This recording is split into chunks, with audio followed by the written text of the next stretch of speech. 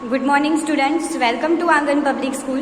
आज हम स्टैंडर्ड 8 का हिंदी सब्जेक्ट पढ़ेंगे। स्टैंडर्ड 8 के हिंदी सब्जेक्ट में आज हम जो पढ़ने वाले हैं वो है लेखन विकास। लेखन विकास में आज हम जो समझने वाले हैं वो कहानी लेखन।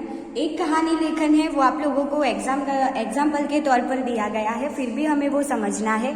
तो देखते हैं कहानी लेखन का उदाहरण। फर्स्ट है, निम्नलिखित रूपरेखा के आधार पर कहानी लिखकर उसे उचित शीर्षक दीजिए और उससे मिलने वाली सीख भी लिखिए।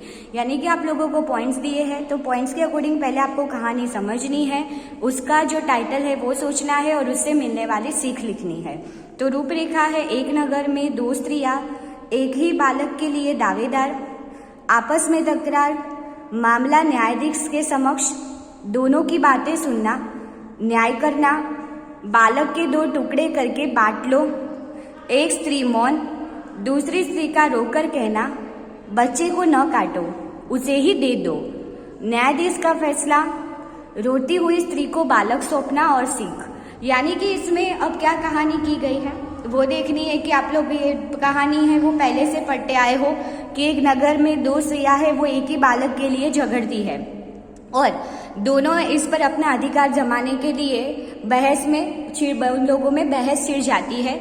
मामला न्यायालय में पहुंच जाता है, न्यायाधीश समक्ष ये बात रखी जाती है। अब न्यायाधीश भी कंफ्यूज हो जाते हैं कि किसके पक्ष में निर्णय करूं, क्योंकि दोनों है वो अपनी जीत छोड़ने के लिए तैयार नहीं थे। फिर उनको एक तरकीब चुनती है कि वो क्या करते हैं, ऐसे बोलते हैं कि भाई ये बालक के दो टुकड़े करके आपस में बांट लो। तब जो उसकी सही माँ होती है, सच्ची माँ, वो रोने लगती है और मना करती है कि नहीं, मेरे बालक को मत काटो, उसे दे दो। दूसरी स्त्री को ऐसे फैसले से कोई फर्क नहीं पड़ता और वो तो हाँ बोल देती है। तब पता चलता है कि उसकी सच्ची माँ को ही क्या है कि बच्चे की फीलिंग्स होगी उसके प्रति, तो वो क्या करता है कि न्यायाधीश को पता चल जाता है कि उसकी असली माँ कौन है, कि जो रो रही है उसे सौंपा जाता है और जो झूठ बोल रही स्त्री होती है उसे सजा की जाती है। तो कहानी को समझते हैं, तो उसका जो शीर्षक है वो दिया है चतुर न्यायाधीश। तो उसमें समझते हैं, पुराने जमाने की बात है, एक नगर में एक बगीचा था। एक दिन एक स्त्री अपने बच्चे को बगीचे में लेकर आई। बच्चे को घास पर बिठाकर वह भी उसके पास बैठ गई। वह स्वेटर बुनने लगी, बच्चा उसके पास खेलने लगा। आगे क्या होता है, बच्चे की रोने की आवाज सुनकर अचानक उस महिला का ध्यान टूटा। उसने देखा कि कोई स्त्री उसके बच्चे को गोद में उठाकर ले जा रही है। वह एक निसंतान स्त्री थी। निसंतान यानी कि जिसको कोई संतान नहीं था, यानी कोई बच्चा नहीं था। वह उसके बच्चे को चुरा कर ले जा रही थी। बच्चे की माँ उस स्त्री के पीछे पीछे दौड़ी। उसने उसे पकड़ा और उससे अपना बच्चा लेने का प्रयत्न किया। इस पर वह चोर स्त्री विफर गई, यानी कि गुस्सा हुई, क्योंकि वो स्त्री ने मना किया। उसने कहा, यह बच्चा मेरा है, इसे मैं नहीं दूंगी। इस तरह दोनों स्त्री उस बच्चे पर अपना अपना दावा करने लगी, यानी कि ये बच्चा मेरा है, ये बच्चा मेरा है। दोनों स्त्री में तकरार इतनी बढ़ गई कि अंत में मामला अदालत में पहुंचा। न्यायाधीश ने दोनों स्त्री की बात सुनी। उसने न्याय करते हुए कहा कि तलवार से बच्चे के दो टुकड़े कर दिए जाए और एक एक टुकड़ा वे दोनों स्त्री बांट ले।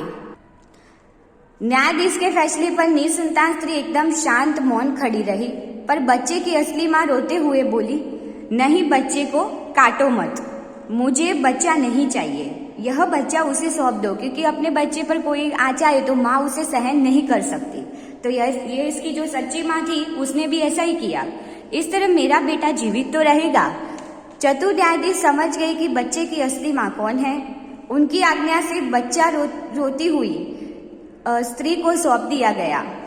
अब सीख क्या मिलती है, सच्चा प्रेम निस्वार्थ होता है, अंत में सत्य की जीत होती है, यानी कि जो सच था वही जीता उसमें। नेक्स्ट कहानी देखते हैं।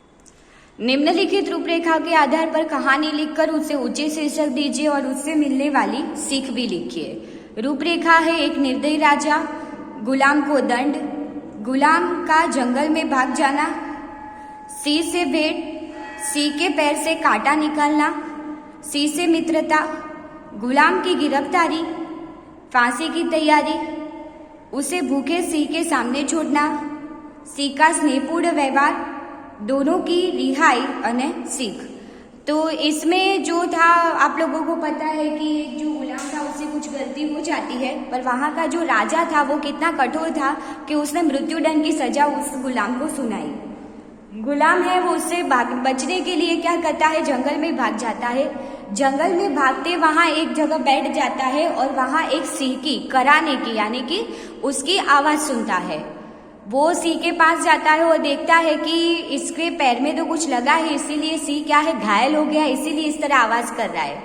देखता है तो सिंह के पैर में कांटा लगा था, वो कांटा निकालता है और सिंह की जो भी इलाज है वो करता है अच्छी तरह से। वो खूंखार सिंह भी क्या हो जाता है, उससे उसकी जो गुलाम की दया से और उसकी सेवा से उसका दोस्त बन जाता है। तभी उसके सैनिक है राजा के, वो ढूंढते ढूंढते उसके पास आते हैं और जो गुलाम था उसे पकड़ के ले जाते हैं। अब क्या होता है आगे कि गुलाम को फिर 2 दिन भूखे रहे शेर के पिंजरे में छोड़ दिया जाता है।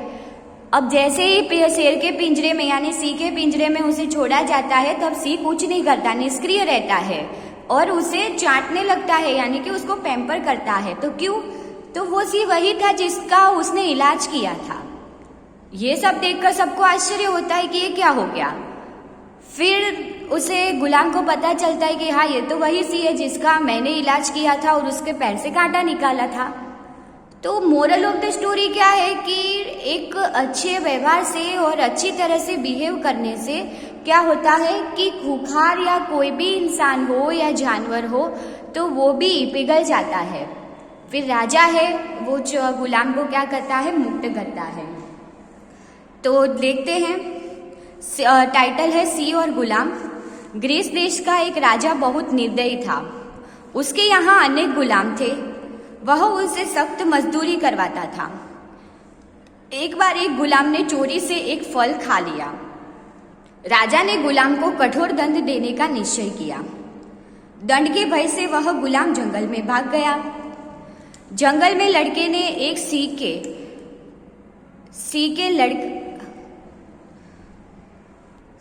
थोड़ा पोर्शन रह गया था कि जंगल में लड़के ने सिंह के कराने की आवाज सुनी। लड़का झाड़ी से निकल के सिंह के पास आया। उसे लगा कि सिंह के पैर में कुछ तकलीफ है। उसने सिंह के पैर का दायां पंजा उठाकर देखा, उसमें एक बड़ा कांटा घुस गया था। लड़के ने धीरे से कांटा निकाल दिया और सिंह की पीड़ा दूर हो गई, यानी कि उसको जो दर्द हो रहा था वो चला गया। इसके बाद दोनों में मित्रता हो गई। गुलाम लड़के को पकड़ने के लिए राजा के सिपाही चारों ओर घूम रहे थे। उन्होंने लड़के को जंगल में देख लिया। वे गिरफ्तार कर राजा के सामने ले गए। राजा ने उसे मौत की सजा सुनाते हुए कहा कि इससे भूखे सिंह के सामने डाल दिया जाए। जंगल से सिंह को पकड़कर लाया गया। उसे कई दिनों तक भूखा रखा गया। फिर एक दिन लड़के को उसके पिंजड़े में बंद कर दिया। भूखा से उस लड़के को खाने के लिए झपटा, परंतु एकदम रुक गया। क्यों रुक गया? वह उस लड़के को देखकर शांत हो गया। लड़के के प्रति स्नेहपूर्ण व्यवहार देखकर सिंह ने सबको चकित कर दिया, क्योंकि इतना खूंखार शेर जिसको 2 दिन तक भूखा रखा और फिर भी वो लड़के को पिंजड़े में बंद किया, फिर भी उसने कुछ नहीं किया। राजा भी उससे बहुत प्रभावित हुआ। उसने कहा, जब जंगल का राजा इस लड़के के प्रति दयालु है तो मुझे भी इस पर दया करनी चाहिए। ऐसा सोचकर उसने लड़के को माफ कर दिया। उसने सिंह और लड़के को गुलामी के बंधन से मुक्त कर दिया। सीख है कि सचमुच जंगली प्राणी भी अपने किए गए उपकार को नहीं भूलते। तो स्टूडेंट, ये थी आप लोगों की स्टोरी जिसके बारे में आप लोगों ने समझा। यही जो स्टोरी है, पहली तो एग्जाम्पल वाली थी जो सिर्फ हमें समझनी थी। ये स्टोरी है जो आप लोगों को किस में, लेखन विकास में लिखनी है और पढ़नी है और इस तरह लिखने का ट्राई करना है। और लेखन विकास में पेंसिल से अच्छी तरह से ही लिखना है, वो बात का खास ध्यान रखना, क्योंकि इसमें मिस्टेक नहीं आनी चाहिए। ओके, तो हम नेक्स्ट लेक्चर में आगे के जो टॉपिक है उसके बारे में समझेंगे। Thank you.